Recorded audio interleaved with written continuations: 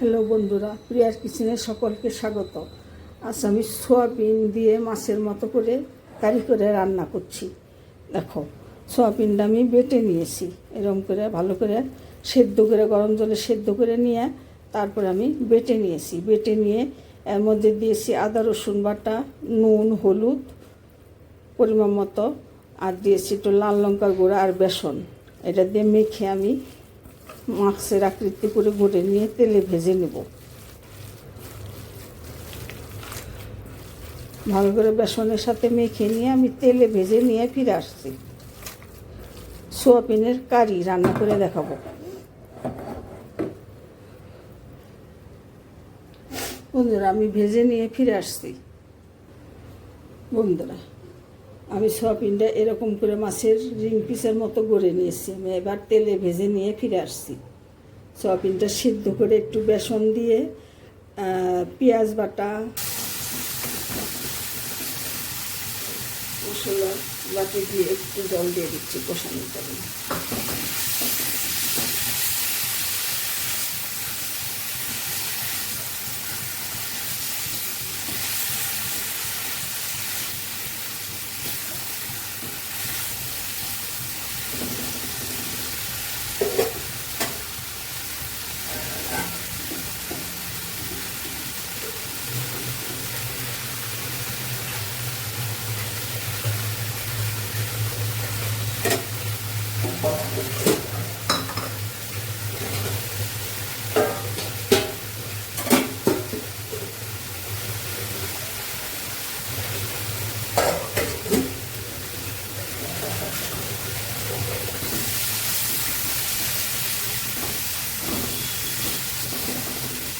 এখানে নারকেলের মালাই আমি কতটুকু বেটে নিয়েছি, সেই মালাইটা আমি দিয়ে দিচ্ছি।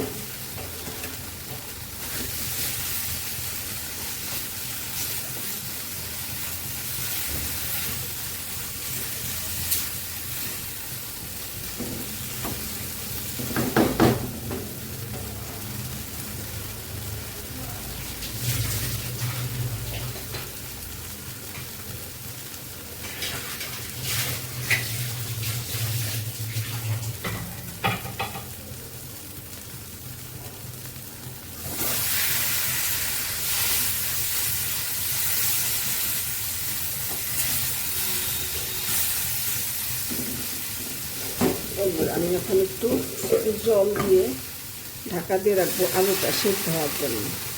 একবার এই ঝোলটা আমি দিয়ে দিচ্ছি।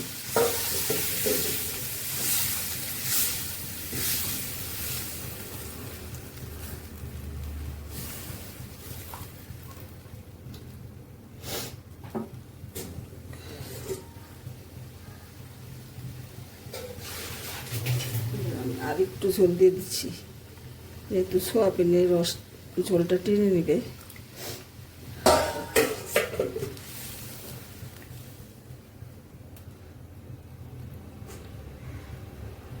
এখন ঢাকা দিয়ে আলুটা একটু সেদ্ধ হতে দেব। 5 মিনিট পর ফিরে আসছি, দেখতে থাকবো। বন্ধুরা, আমি এখন সোয়াবিনের রিং পিসগুলো আমি দিয়ে দিচ্ছি, দিয়ে ঢাকা দিয়ে কিছুক্ষণ রেখে দেবো। তারপরে ঘি গরম মশলা দিয়ে নামিয়ে নেব। একদম মাছের মতো দেখতে হয়েছে।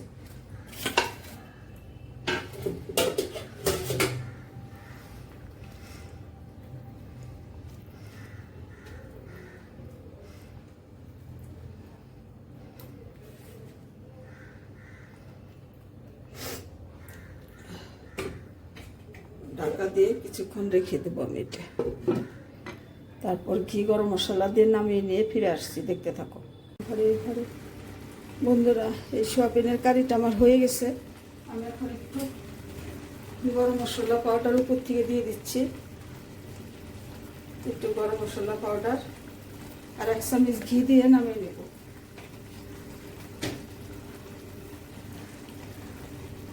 এক চামচ ঘি দিয়ে দিচ্ছি।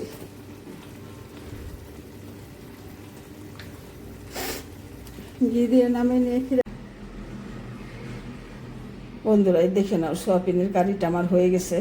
মাছের রিং পিসের মতো করে বানিয়েছি, সেদ্ধ করে নিয়ে তারপর তেলে ভেজে রান্না করেছি। এটা এইভাবে খেতে খুবই টেস্ট লাগে। তোমরা একবার করে খেয়ে দেখো, অবশ্যই ভালো লাগবে।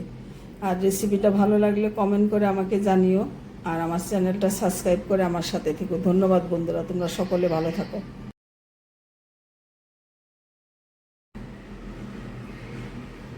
বন্ধুরা দেখে নাও, সোয়াবিনের কারিটা আমার হয়ে গেছে। মাছের রিং পিসের মতো করে বানিয়েছি, সেদ্ধ করে নিয়ে তারপর তেলে ভেজে রান্না করেছি। এটা এইভাবে খেতে খুবই টেস্ট লাগে। তোমরা একবার করে খেয়ে দেখো, অবশ্যই ভালো লাগবে। আর রেসিপিটা ভালো লাগলে কমেন্ট করে আমাকে জানিও, আর আমার চ্যানেলটা সাবস্ক্রাইব করে আমার সাথে থেকো। ধন্যবাদ বন্ধুরা, তোমরা সকলে ভালো থাকো।